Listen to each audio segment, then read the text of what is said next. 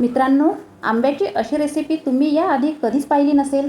फक्त काही मिनिटात तयार होणारे हे आंबा लाडू इतके स्वादिष्ट होतात की एक खाल्ल्यावर दुसरा लाडू खाण्याचा मोह आवरणार नाही. या रेसिपीत छोटी ट्रिक आहे, ती लाडूंना परफेक्ट चव आणि टेक्स्चर देते. ती ट्रिक काय आहे हे जाणून घेण्यासाठी व्हिडिओ शेवटपर्यंत नक्की बघा. तर येथे मी 2 आंब्याचा रस 2 वाटी काढून घेतला आहे. तुम्ही कोणताही आंबा घेऊ शकता, फक्त आंबा गोड असा घ्यायचा. 1 वाटी पिठी साखर या रसात घालायची.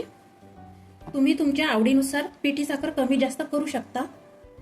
आणि अर्धी वाटी मिल्क पावडर यामध्ये घालायची आहे. मिल्क पावडरने लाडूची टेस्ट अगदी माव्यासारखी येते. तुमच्याकडे मिल्क पावडर असेल तर घाला, नसेल तर काही हरकत नाही. आता हे बॅटर आपण मिक्स करून एकजीव करून घेऊ. आता एका कढईत 1 वाटी डेसिकेटेड खोबरकीस घालून आपल्याला 2 मिनिट भाजून घ्यायचं आहे. खोबरकीस मात्र लो फ्लेमवरच भाजायचं आहे, हे मात्र लक्षात ठेवायचं. आपल्याला खोबरकीसचा कलर अजिबात बदलू द्यायचा नाही. बघा, मस्तपैकी खोबरकीस भाजला गेला आहे आणि घरभर सुगंध पसरलेला आहे. आता हा खोबरकीस एका ताटात काढून घ्यायचा आणि त्याच कढईत आंबा मिल्क पावडरचे बॅटर घालायचं आणि 5 मिनिट शिजून घ्यायचं आहे. गॅसची फ्लेम मात्र कमी ठेवूनच यात लगातार चम्मच फिरवत राहायचा, जेणेकरून बॅटर कढईला अजिबात लागणार नाही. 5 मिनिट झाले की भाजलेला खोबरकीस यात घालून मिक्स करून घ्यायचा. मिश्रण बघा आपले सैलसरच आहे, पण गॅसची मीडियम फ्लेम करूनच छान परतून घ्यायचं. तुम्ही डेसिकेटेड खोबरकीस ऐवजी यात रवा सुद्धा भाजून घालू शकता. आता लाडवाचं मिश्रण आपण 5 मिनिट परतवून कोरडं करून घ्यायचं आहे.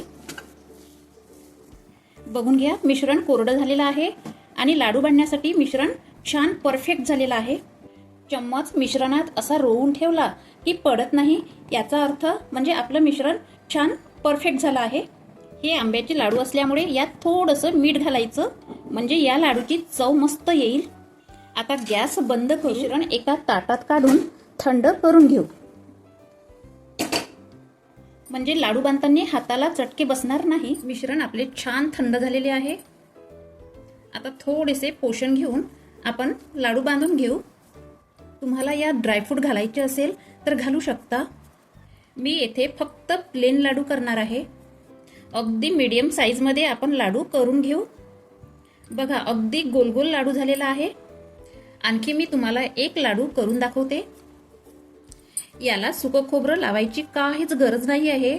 हे लाडू दिसायला असे छान दिसतात. यावर डेकोरेट म्हणून काजू आणि बदामाचे स्लाइस लावू.